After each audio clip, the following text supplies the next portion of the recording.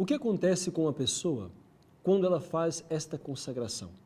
Quais são os efeitos na alma da pessoa, na vida da pessoa que a realiza? Sobre isso que iremos falar agora. A pessoa que faz esta consagração, ela entrega tudo o que ela é e tudo o que ela possui a Jesus pelas mãos de Maria. Como que é isto? Acontece o seguinte: na nossa vida espiritual, nós somos administradores dos nossos bens espirituais. Nós podemos oferecer as orações, penitências, missas, jejuns, caridades que fazemos a quem nós quisermos e pela causa que nós desejarmos. Posso oferecer um terço pela recuperação de um doente, posso oferecer uma missa pela conversão de um pecador, posso oferecer um jejum pela paz no mundo e assim por diante. Cada pessoa administra os seus bens espirituais da maneira como acha melhor. Quando nós fazemos esta consagração, nós entregamos tudo nas mãos de Maria e é ela quem direciona. Nós nos entregamos nas mãos dela e aquilo que nós possuímos também, assim como os nossos bens espirituais. É importante entender que, ao consagrar-se totalmente a Maria, nós entregamos a ela o nosso corpo, com os sentidos que ele possui, a nossa alma, com as suas faculdades, a inteligência e a vontade, entregamos os nossos bens exteriores, quer dizer, aquilo que nós possuímos como carro, casas, dinheiro, enfim, os nossos pertences, sejam eles quais forem, entregamos tudo a Maria. Entregamos também os nossos bens interiores, esse tesouro espiritual, o valor das nossas boas obras, passadas, presentes e futuras. Então, é importante entender o que acontece quando nós nos entregamos a Maria. Você passa a pertencer a Nossa Senhora. E preste bem atenção, pertence a Nossa Senhora por um título especial, escravo por amor, quer dizer, esta entrega voluntária. É importante aqui explicar o termo escravo, a fim de que não se cause estranheza, não se cause constrangimento ao apresentar esta devoção às pessoas. Porque muitas vezes as pessoas acham pesada esta palavra, escravo, e são um pouco arredias, porque tendem a ver de maneira muito pejorativa a palavra escravo, e fazer-se escravo de Maria. Alguns dizem, é melhor dizer filho, é melhor dizer então uma pertença, mas quem diz assim não entendeu o que significa a palavra escravo por amor. Na verdade, nós temos uma experiência negativa de escravidão, especialmente nos países como no Brasil, onde houve a escravidão negra, ou dos índios, em que houveram pessoas que foram constrangidas a serem propriedades de outros, e sob chibatadas, e sob torturas e opressão, então eram propriedades de outro ser humano. Mas a santa escravidão de amor não é assim.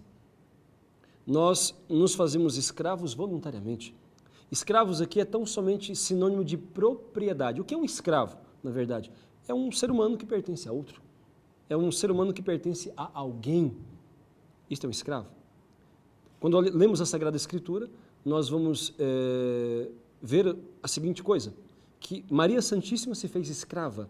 Diz a palavra de Deus que ela se apresentou como escrava. Eis aqui a escrava do Senhor, faça-se em mim segundo a sua palavra. A Bíblia nos diz também que Jesus Cristo ele se fez escravo. Diz que ele era igual a nós em tudo, menos no pecado. E que ele se fez escravo como exemplo para nós. Portanto, se Jesus e Maria se fizeram escravos por amor a nós, tanto mais nós temos razão de nos fazer escravos por amor a Ele. Ou seja, nós sermos deles. Ser escravo por amor é tão somente assumir a condição de pertença a Deus, a condição de ser de Deus.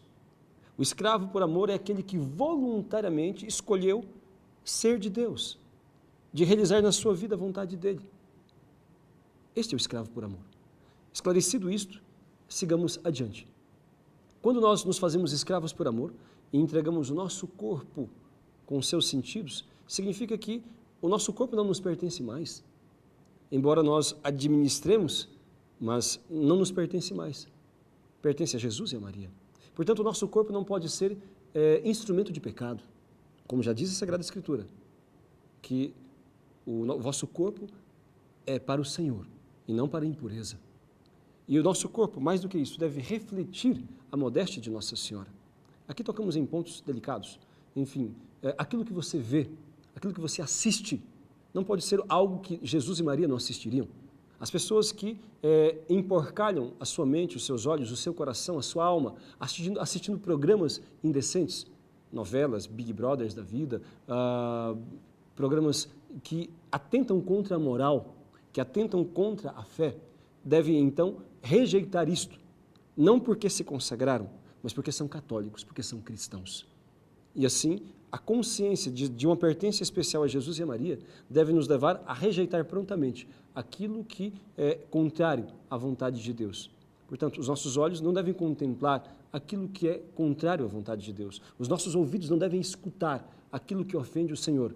Músicas, piadas indecentes, coisas que realmente ofendem a Deus. E assim por diante se aplica a tudo. E o corpo deve retratar, deve expor a pureza de Maria. Aqui a todos, homens e mulheres, mas especialmente as mulheres, devem aprender a se vestir como Nossa Senhora. Ter em Nossa Senhora um modelo de modéstia. A maneira como ela se veste, como ela disse a menina Jacinta em Fátima, virão modas que irão ofender muito a Deus. Não se vistam assim, se vistam como a mãe do Senhor. Basta olhar para a mãe do Senhor e ver como ela se apresenta. Portanto, deve-se buscar esta modéstia no vestir, no comportar, nada de roupas coladas, roupas decotadas, curtas, que retratam o corpo e que exalam sensualidade. Isto não é coisa de Deus. Então, ao nos entregar a Jesus e a Maria, devemos ter a consciência que não devemos fazer aquilo que mais nos agrada, mas aquilo que mais agrada a Deus. Não devemos fazer aquilo que é mais agradável aos nossos sentidos, mas aquilo que é mais agradável ao Senhor. Meus amados irmãos, na vida espiritual é assim. Quem não quer ser santo, faz o que quer. Mas quem quer ser santo, faz o que Deus quer. Conforme o exemplo de Nossa Senhora, que se apresentou diante do Senhor e disse: eis aqui a escrava do Senhor, faça-se em mim segundo a tua palavra. Ou aquilo que a carta aos Hebreus narra de nosso Senhor Jesus Cristo. Quando disse: deste-me um corpo, e eu disse: eis que venho, ó Deus, para fazer a tua vontade. Portanto, se santifica aquele que faz a vontade de Deus. Por isso que Jesus, quando nos propôs o seguimento dele, ele disse: quem quiser me seguir, renuncie a si mesmo, tome a sua cruz e me siga. Portanto, quando nós nos consagramos a Jesus, a Maria, devemos ter esta consciência, que é para a nossa santificação, ou seja, para a realização da vontade de Deus em nossa vida. E muitas coisas que nós queremos e gostamos, e muitas coisas que nós, pela qual temos apetite, então não correspondem à vontade do Senhor. Devemos aprender a rejeitar isto prontamente. Consagramos a Nossa Senhora. Quando fazemos essa consagração, consagramos também a nossa alma com os seus sentidos. Os dois sentidos da alma, as duas faculdades da alma, melhor falando, são a inteligência e a vontade. A nossa inteligência consagrada torna-se propriedade de Nossa Senhora. Portanto, devemos usar a nossa capacidade intelectual para poder conhecer melhor a Deus, o plano de Deus, as coisas de Deus, a inteligência, a ciência que Deus nos dá para servir melhor o próximo, para servir melhor a sociedade, sempre empreendendo coisas boas, mas nunca usando a nossa inteligência, a nossa capacidade intelectual para maquinar o mal a quem quer que seja, para fazer o mal a qualquer pessoa que seja. Devemos usar a nossa inteligência sempre a serviço de Deus e do próximo, de forma edificante. A nossa vontade também passa a ser consagrada. Portanto, aqui há algo muito importante que a sociedade atual tem muita dificuldade de compreender. A vontade de Deus é o que realmente interessa. Não é o que eu quero, mas o que tu queres, Senhor. Isso deve se realizar. Nós devemos aprender que a nossa vontade, especialmente quando fazemos essa consagração, ela pertence a Deus. Então, o que interessa, de fato, não é o meu plano, ou a minha vontade, ou os meus caprichos. O que interessa é a vontade de Deus. E isto basta. A vontade de Deus deve tornar-se o meu paraíso, deve tornar-se o meu deleite neste mundo. Quando nos consagramos totalmente a Nossa Senhora, nós consagramos também os nossos bens exteriores, as nossas fortunas, o nosso dinheiro, a nossa casa, nosso carro, aquilo que nós temos. Isso não significa, prestem bem atenção, que nós devemos então doar para a igreja ou para alguma instituição aquilo que nós possuímos materialmente. Não é isto. Continua no seu nome, mas você tem a consciência de que não pertence a você, pertence à Nossa Senhora. Pertence à Nossa Senhora e você deve usar estes bens de maneira, de fato, honesta. Mas isso significa o quê? Que eu não posso comprar ou vender, ou que eu não posso doar, ou que eu não posso, então, fazer negócios? Posso. Você pode continuar fazendo os seus negócios da mesma maneira como fazia, se os fazia honestamente. Sabendo que você é apenas administrador destes bens que pertencem à Santíssima Virgem, que pertence a Nosso Senhor. Portanto, você deve administrar estes bens de maneira honesta. Então, algo que Nossa Senhora não faria, você nunca deve fazer. Portanto, por exemplo, Nossa Senhora não usaria o dinheiro dela para poder, então, patrocinar o pecado. Não usaria o dinheiro dela para poder financiar algo que seja mal, para pagar, por exemplo, a entrada para o seu filho, a entrada na boate, na discoteca, no carnaval e assim por diante. Ela não financiaria o pecado, ela não promoveria aquilo que é errado, aquilo que é mal. Então, os bens de Nossa Senhora devem ser usados a serviço de Deus.